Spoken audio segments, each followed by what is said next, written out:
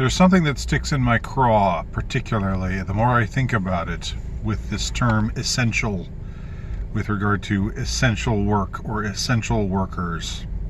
And I talked in a previous video about how the virtue signaling, the spasms of virtue signaling that you see on behalf of the quote-unquote essential workers really amounts to a slap in the face to a whole lot of people who, just because they aren't in certain industries, they are deemed inessential. They are, it's a put down.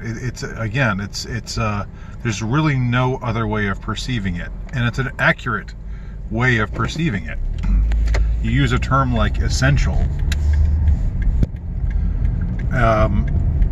that suggests a delineation between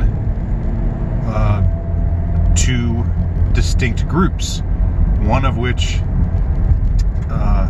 whose existence can be justified, and the other whose existence cannot be justified, or can be written off. Essentially. There we go again, with that repetition. So this got me to thinking.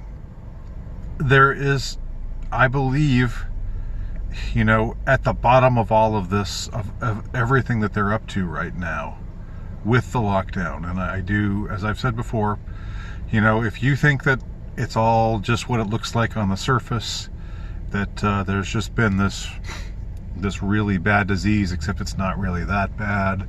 It's more like a bad flu season like happens every year, but still it's a really bad disease going around, so much so that we have to alter our very system of living and shut down businesses and disrupt everybody's lives and make people stay in their houses indefinitely, and socially shame people who don't wear masks in public, and what have you, and maintain this strict adherence to this arbitrary distance being kept supposedly between people, the 6-foot rule.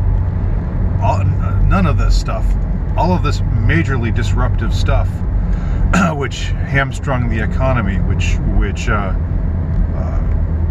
ruined people's lives, ruined their livelihoods, which is the cause of enormous degrees of stress and turmoil and depression, and which is responsible for people who are sick not getting treated because they're sick with something that's not the hip, cool, in thing to be sick with now.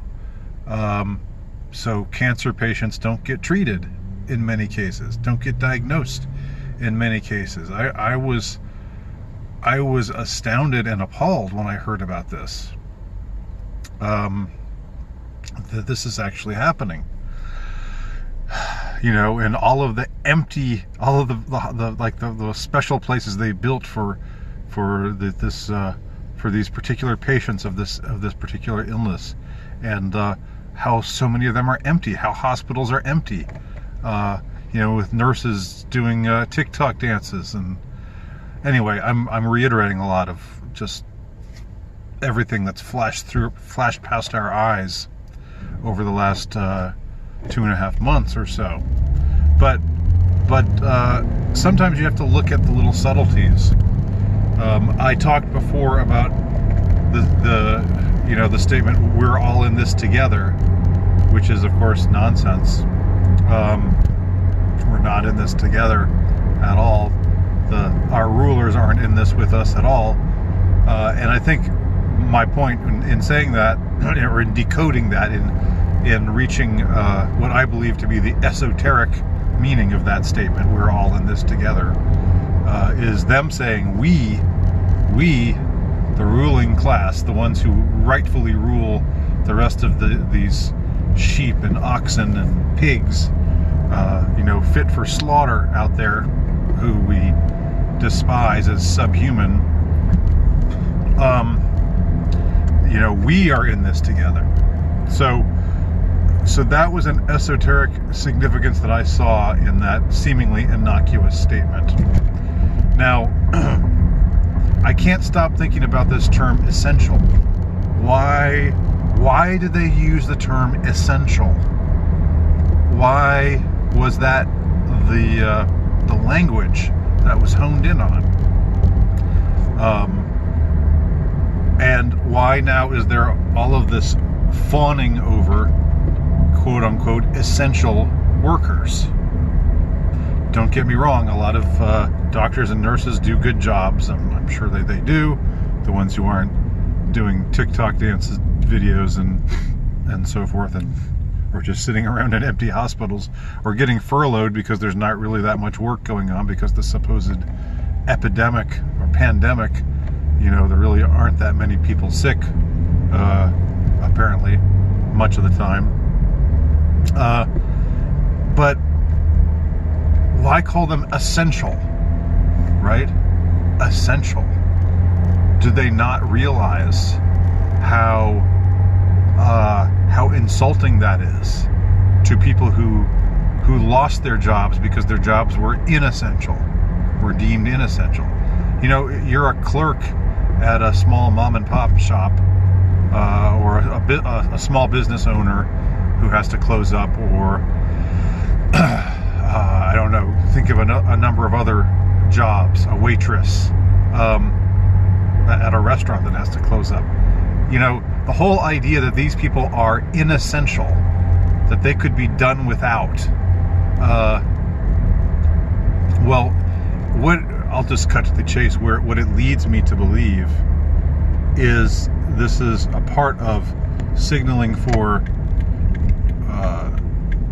social stratification, which is what they are all about. What our illegitimate ruling class is all about ultimately is stratification. Stratification strategies, establishing hierarchy. What they're going to have, what they plan to have, and this isn't what has to happen. It's because it's what they want, but they don't just get what they want. There's a dialectic. I want to make that clear. We aren't just going to sit around and let them do as they please to the rest of us. That's not going to happen. It's sure as hell not going to happen with me. Probably not with you either, I hope. But so keep that in mind. There's no excuse for passivity, because this is not a foregone conclusion that any of this is going to happen. But I think what they want to see happen, what they envision happening, is this further social stratification once the vaccine is developed, because what they want is for this vaccine to have tracking information in it. They want for the people who take the vaccine to be granted rights that are denied people who don't take the vaccine. People who take the vaccine will be first-class citizens who can travel where they want, eat where they want, and so forth. And those who don't take the vaccine will be, I'd say second-class citizens, but I think even worse than that. They'll be treated essentially like chattel, because of course the pretext for this way of treating this particular group of people is to say, well, they made the choice not to be vaccinated, so they are therefore likely to become ill with this deadly virus, and therefore they need to be kept away from the good people, or from the good people, the compliant people who took the virus. None of this makes any sense, of course, because if the people who took the virus, if the virus works and the people who took the virus aren't going to get it anymore, what do they have to fear from the people who didn't take the virus, right? How is that? I mean, I've covered this before with in a video about vaccines and masks, where I said, why, you know, if you can take your vaccine, you can wear your mask, but why demand that everybody else do the same thing? But I believe that's part of, I mean, I know it's part of what they want to do. Bill Gates himself has said it directly. So it seems that this whole essential, non-essential dichotomy that they are developing right now, or trying to develop in people's minds, trying to get people to see certain people as important and others as unimportant. The wheat and the chaff, right? Although to them we're all chaff, but it's how it's the way that they're managing this what they want, this transition that they want to make to a new normal. It's this social stratification. We see it beginning with the essential workers being lauded in this way that is all out of bounds, and you know, just ridiculously fawning in many cases.